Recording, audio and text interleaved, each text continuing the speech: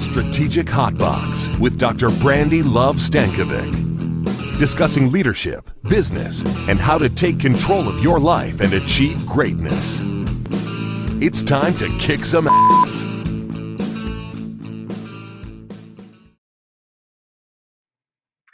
Hey, it's your girl, Dr. Brandi Stankovic. Welcome back to the Strategic Hotbox. Today, we're going to talk about a very important topic, and that is how we keep our community alive. It's been quite the year that we've all faced here this year, and what can we be doing as institutions to support one another, or what's happened over the last several months? What happened right off the bat where we can really support our members? And we have a very special guest that'll be joining us here in just a second, Pat Neighbors, and I'll introduce you to her shortly. When it comes to the environment, certainly at the very beginning, all of us go into disaster recovery mode, and we're getting urgent with our actions, and we're creating this new normal of a virtual environment and keeping our employees and our families healthy and safe. And so much has changed over the months. The world asked us to socially isolate. Humanity was coming together, and there was a whole different level of global connectivity and engagement. And I think that in some ways, we all can prepare for disasters. We can prepare for things that could come up. But I don't think any of us could have prepared for something that would completely pull the e-brake on the economy and have so many people be out of a job, or having organizations having to make such tough decisions. Governments are doing what they can do across the globe to stimulate the economy, to support those with different levels of emergency aid and ongoing aid. And just like those of us that might be listening that were a part of the Great Recession back in the earlier 2000s, 2007 to 10, 12, it was a time of real shift in behavior for financial institutions as well. And yet it didn't happen as abruptly as what we faced here in 2020. And so what are the long-term impacts going to be? How can we as institutions, as leaders, continue to support one another? What do we do now? What should we do into the future? And what should we have been doing all along? And that's part of what this has done and reset for everyone, is what new business practices are you instituting to be able to take care of our members well into the future? And when it comes to some of that long-term impact, I think it will impact things like, and there's a lot of talk about impacting things like education and the future of education, on investments and private investment in our own personal investments of both time as well as financial resources. And then any entrepreneurial activity. We've talked about being an entrepreneur on the Hotbox. I've urged all of us to get out there and continue your efforts in business. But there's a lot of risk involved, and a lot of people might have been burned in the things that they've had to face over the last several months. Communities and small businesses will continue to push forward, many of which will continue to drive growth because of the passion and leadership that they have and the support they have from different community institutions. So what can we as leaders do to help one another, to lend a helping hand, and to really not only drive our own growth, but to support the people that are outside of that, our neighbors, other small businesses, other local organizations. And no one better really to support and to understand and learn from than my friend Pat Neighbors. Now, Pat if you don't know her already, is the President and Chief Executive Officer, at Vocality Community Credit Union. And you may have known, as previously known as the Community Credit Union of Southern Humboldt. And she is a DE, so shout out to all of my DE friends. She's a DE of 2016. And she's also Rotary International, Disaster and Humanitarian Relief. She has her bachelor's in business management, and she is a pioneer, but outspoken and passionate about leadership. So I'm very welcoming, and I'd like you to help me welcome Pat Neighbors. Hey, Pat, how are you? Hi, Brandi. Thanks for having me today. I'm so excited that you're here. I'm pretty excited too. It's been busy times for the credit union personally, and I know that our staff's been busy, and everybody's pretty well been taken to the max for the last few months. No doubt about it. And you serve a unique community, do you not? We serve a very unique community, and that's been very interesting for me. I've been with this credit union about 5 years now, out of my 35 years in the industry, and um, it's um, it's different here. It's very, very small community. It's very, very tight knit, and you have to learn your way around so that folks trust you. And I think that's pretty normal in a small community situation. Yeah, no And doubt. this community is probably I'm sorry, it's a little tighter knit than maybe some others for various reasons. Mhm. And what, tell us about your leadership journey then. What are some things that you've learned along the way? Well, I'm starting 35 years this month, actually. I always say actually last April. This is my 35th anniversary with the credit union industry, or movement, as many of us like to call it. So it's been quite a long drive, and it's been a very windy and interesting drive. So learning a lot from the ground up, as many of us have. I started as a teller, was a branch manager, did consumer lending and mortgage lending, and started one of the first call centers back in the day. We will not mention what decade that started, and Wow, that's have made cool. my way through to be able to manage a credit union and run a credit union. It's been my life's passion, so I'm happy to be here. Well, that's neat. I think that the greatest part about stories like yours is no one better to know the business is someone that has touched so many aspects of the business. I love that.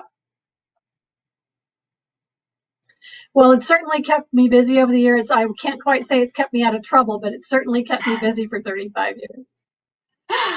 And so tell us a little bit about what your credit union is doing in regards to the pandemic and what's happening in your community or did happen this year. Sure, it's been a really interesting long road for us, as it has been, I'm sure, for many. The credit union was very lucky to complete our disaster recovery game plan by the addition of a mobile branch. And I don't mean the mobile branch on your phone. I mean an actual four-wheel semi truck that we are able to deploy to assist our outlying folks. And people who may not be familiar with rural Northern California, those across the nation often think of California as things like LA and San Francisco. And when you think California, you think those big, wonderful cities. We're in God's country up here. We are within the redwoods. We're smack in the middle of the redwoods. And many of you may or may not have heard the term behind the redwood curtain. And that's exactly where we are. So I've deployed a van. Literally, it's a big metal box Wow. with an ATM in it, an office space, and it's four-wheel drive, and it runs on 100 gallons of diesel, and has a generator and a satellite dish. And we take it out to our outlying areas. I have a 5-county membership base, and those folks need us because, as you know, lots of big banks have begun to remove themselves from very rural areas simply because of that profit game plan. And we realize there are folks out there who are underserved or not served by others, and we're trying to address that with the van, as well as it's been beautiful for disaster recovery. Mm-hmm. Yeah, what a great tool that you had ready to employ right away. So it is something that you can then get out into the field or get out into the trees, amongst the trees with your membership. And how have the staff, the board, and has everybody just been it's working together seamlessly, or did you have some moments of trying to figure some things out? I think all of us had moments to figure everything out. I was really grateful again that we had a game plan to start from. And I think Mm-hmm. that's things we all learned from. Katrina helped us put some things together. We all remember that. We had the wildfires here locally, 2017, 2018, and hoping that, and luckily at the end of 2019, not too much to deal with. And we're hoping we don't have any more of those as we roll through fire season of 2020. Those types of things gave us some footholds and some cornerstones to build from. The takeaways, I believe, are being able to be nimble to move forward when things changed. And I think that's a huge takeaway that we have from this most recent I hate to call it an incident. I'm not quite sure you want to call this past few months here in 2020. I have yet to put my finger on what I really want to call it that I can say in mixed company. Yeah. But, No, it's true. The nimbleness of being able to make a decision on the fly. Yesterday may have been, and again, I'm talking in the general sense, yesterday we may have let folks in without masks. The day after that, we were all deciding whether we would let people in without masks. Some of us were deciding whether we were locking our doors and sending folks completely through electronic channels. Many of us decided to lock our doors and let people in a few at a time. It has been an opportunity for us to continue to help our members understand the electronic rails are one of the best ways that we can continue services when cash can't be handed back and forth between one another. Electronic rails have really been a savior for our membership and our members be able to do work with other people. And speaking of that, I know that you do serve in your community a number of cannabis-related businesses. How has that been a shift considering how cash-driven that environment is? Well, it's one of the toughest things we deal with and have dealt with for years. Believe it or not, we do have folks using our night drop and we have folks using our ATM to make their deposits, and we are urging folks to do that. It is still very much a cash-based economy, specifically here in Humboldt. We are in the Emerald Triangle after all, and that is something that is continuing to be an issue for us, and I don't mean that just in the county here, but just federally across the nation. The dealing with cannabis accounts, banking cannabis accounts, which our organization's been doing for years, frankly. Cannabis has been legal in one way or another in California for more than 20 years now. We have been serving a portion of that group for quite some time, and getting them into the mainstream has been a challenge. And I have spoken directly with many of our legislators and congressmen and regulators to help them understand that the easier we make it for those folks to join into the Federal Reserve System, the safer we can make our communities and, frankly, those folks who are trying to do business. No doubt about it. I think that all the things that you said, all types of retail businesses, whether it's cannabis related, whether it's credit unions, et cetera, have had to make adjustments on how we serve. And some of those impacts will be long term. I mentioned the economic crisis that we saw in 2008-ish. And I know I was working for a financial institution in California when all of this happened. And I remember watching the news at night, not knowing what that meant for my career and my future, my future family, et cetera. And it was a difficult time. Are there any lessons that we learned from then that you are applying, or others could apply now? One of the things that I have seen over the last little bit is this. I'm going to keep calling it an incident. I believe the incident from the pandemic, the COVID-19 issue has been very challenging for many. I think that there are going to be long-lasting issues based on small businesses here locally. Frankly, during the first few weeks of things, many small businesses here shut down, and we're a very small town in a very small county. So a lot of small businesses had to close their doors and are waiting for continued relief. Some of them, we fear, of course, will not reopen those doors. So much like 2008, I think that there are folks who will have impacts on this many, many years after. We certainly have seen the same kind of emergency reaction from the FOMC with the reduction of rates. And we were all just beginning to take a sigh of relief when we were beginning to see rates begin to rise over the last few years after 10 years of such a low rate environment. And now we're back where we were in 2008 with basically the Fed rate at basically nothing. We all are worried about what our investments are going to look like. And I'm not even thinking about consumers. We're talking about financial institutions and what our investments are going to look like and what this is going to do to our liquidity, what this is going to do to our loan portfolios. All of those things from 2008, it feels just a little bit like deja vu. And I think that the full impact of what this means, will be quite some time to roll itself out and really display itself. Mm-hmm. Yeah, I think you're right. And I think that we could even try to guess the impact it's going to have or model the impact based on previous times. And there will be things that surface that none of us have even dealt with before. In one of our other discussions on the podcast in previous times, we talked about how abrupt some of it felt and having to employ some of these recovery plans that some people hadn't dusted off on their shelf since the last time the regulator asked for it, right? I mean, you think about that and just the environment forced that amongst us. Now, I have heard that the cannabis related businesses are recession proof, that everybody's going to always want the weed, so the stores are going to be fine. Tell me, what do you think? Well, it's an interesting thing. That particular product line has been around long before it was legal. We all know that. It's been around for centuries, decades, eons, name a timeline. So is it going to continue? We, of course, know that it will because it's called a weed for a reason. However, it has had impact. It has had impact economically here locally, and it will across the nation. Those places that are working toward retail still have to deal with small farmers for the most part that are growing that product. There are small places that are doing the production and the manufacturing and the lab work and all those types of things. And we must remember that cannabis is not available through a lending situation.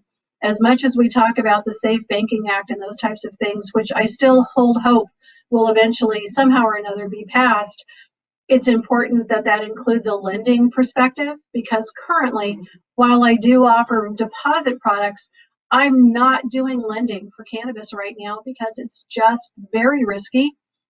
We hold pick an initialed agency, and any one of those, of course, supersedes anything having to do with any collateral on those loans. So we would have to look at those as completely unsecured with the expectation that an agency could come in and take the collateral that we would be holding for any loan.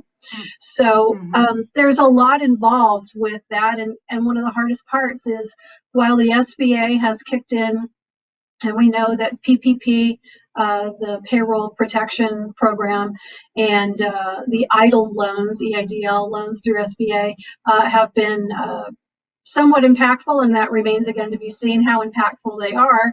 The SBA was very quick to put something in play from a guarantee perspective. However, none of the cannabis businesses are eligible for that. Those are federal funds, and those folks are not eligible to put in for those loans. So there's going to be a long-term effect on the production factor, or even potentially the retail factor of legally licensed cannabis businesses, to see how they pull out of this. Thank you for sharing that. What are some strategies if somebody is wanting to execute and or enhance some of the things that they're doing in their communities? What are some things that they can do? How can they, one, prepare better for the future, and two, continue to serve their community right now? Well, some of the things that we've done just to prepare ourselves for, we hope, disasters that aren't waiting in the wings, made a major connection with the Office of Emergency Services locally, and that's been very advantageous for us in the last short term here. We're aware of what's going on. They contact us and ask us for assistance. Again, the mobile van has been deployed specifically on the request of our local OES system to try to keep folks from going to places we don't want them to go, trying to, again, as we were working on social distancing, trying to keep that in play, keeping people in their towns as opposed to going to other towns for services. So that's something, obviously not everybody's going to buy a mobile van, but I use that as an example of trying to think ahead. I was very grateful that we had that in play ahead of time. Other pieces of the puzzle, just working with local community areas, your local nonprofits. I've been fielding for quite some time local nonprofit calls. What can we do? How can we help? Where can we get connections? So what's normal for us in our small community probably is I'll say a best practice for those that might be in larger communities that may not have direct connection with their sheriff or police department. I know my sheriff by first name. I I see him at many gatherings together. We know who our Rotarians are. We know who our nonprofit people are. We know who our business leaders are, and we've been able to very quickly and nimbly get a group of advisors together so that we're all on the same page as we're making decisions about our businesses and, frankly, decisions that we feel can help the community. I just had out on some things we've done. We have put out on our webpage the offering of our conference line for small businesses or nonprofits. Many of them, necessarily in today's economy with things happening around us, have the reserves or the income coming in to pay for a conference line. So the credit union has one. We're a community partner with many of these people. So we've offered our conference line for folks to use if they need to do that. Just an example that's of great. things. To support other businesses. I was giggling to myself when you said that you know the sheriff by first name. I thought, is this from business relations or... but yeah, I think that having those partnerships with community leaders can be really powerful, and getting out there and making those connections if institutions or businesses don't have them, leaders don't have them. Now's the time to reach out, whether there's some restrictions still in play in some areas or not, then to be able to have conversations with the community and create better connections.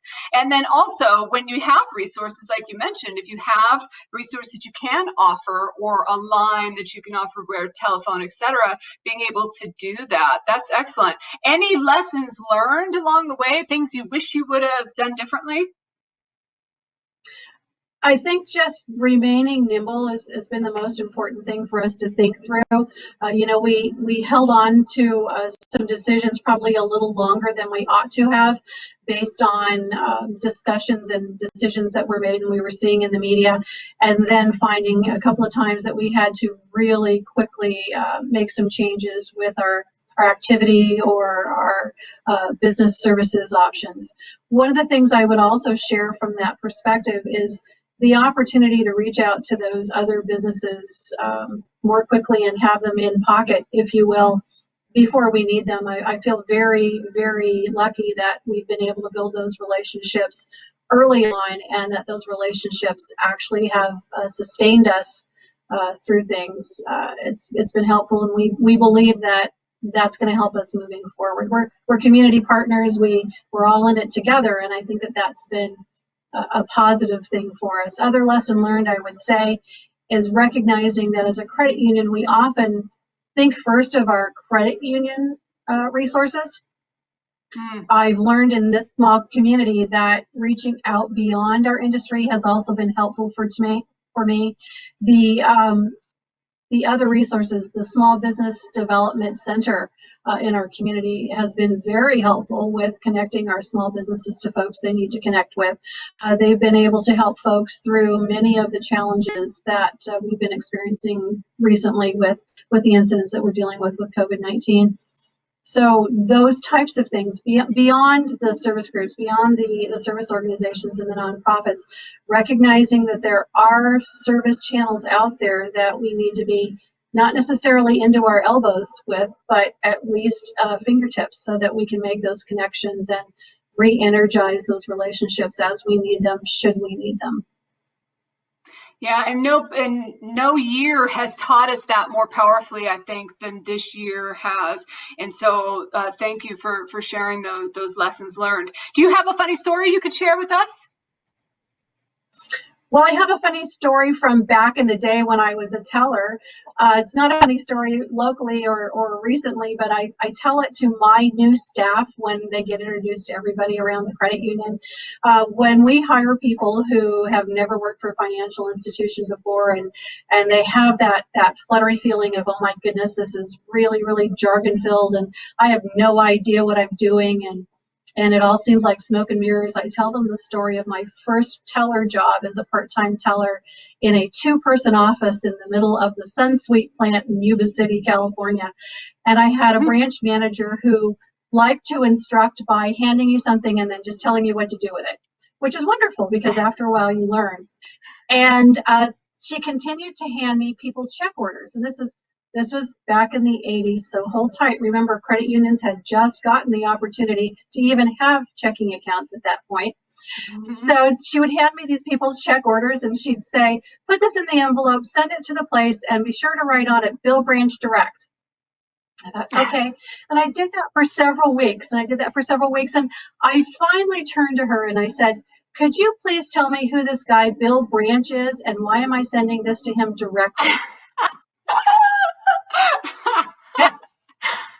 And that's when she said, oh, okay, I probably need to be a little more specific in my instructions to you, the little bit of why along with the what. And that was just a moment for me. As a leader, I kind of tucked that one away and said, that's kind of what I need to think about when I'm instructing folks or asking folks or directing folks to do something. The why is pretty important, and the how is pretty important along with the what to do. Yeah, no doubt. One of my favorite stories of my life. I love it. I love it. Thank you for sharing that. All right, so I have some quick response questions for you. Are you up for it? I'm going to give you a this or that. I will do my best. I'll do my best. Okay, perfect. Hit All me. right, beaches or mountains? Ocean beaches or lake beaches? Because the answer is beach if it's a lake beach. Okay, mountains. I like that answer. PC or Mac? PC. I'm with you. And wine or beer? Wine all the way. I'm not much of a wine connoisseur. Beer, however. And last one, locally sourced or nationally recognized? Oh, I would be hung out to dry if I did not answer this correctly. Locally sourced, of course. And that and filling in the blank, if I could, I would blank every day. If I could, I would sit on my back porch and look at my beautiful backyard every day. Oh, wow, I love that. And the world would be a better place if?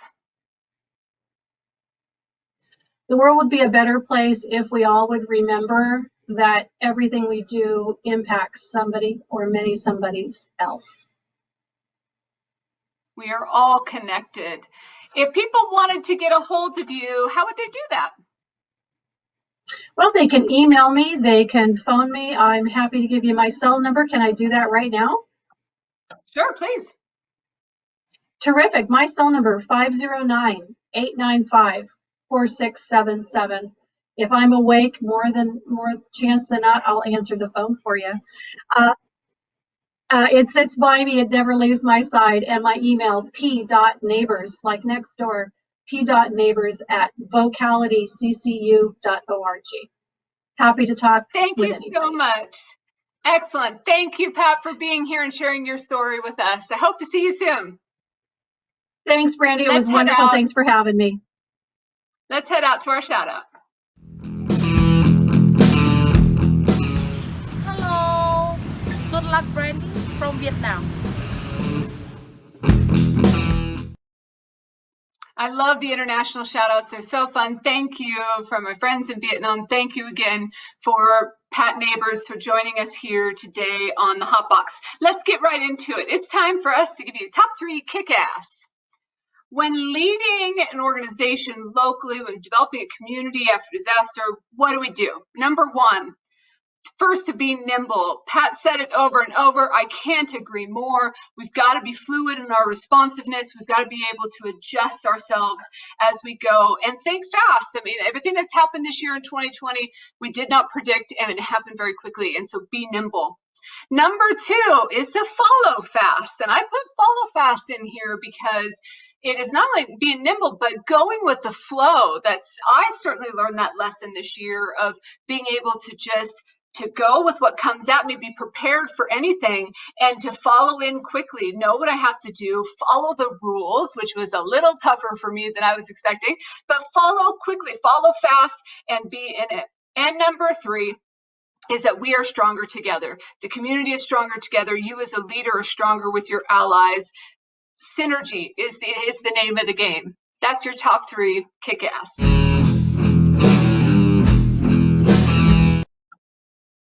Thank you for all of you pioneers and followers and listeners and joiners of the Strategic Hotbox. We appreciate you. Hit us up on social media if you need us.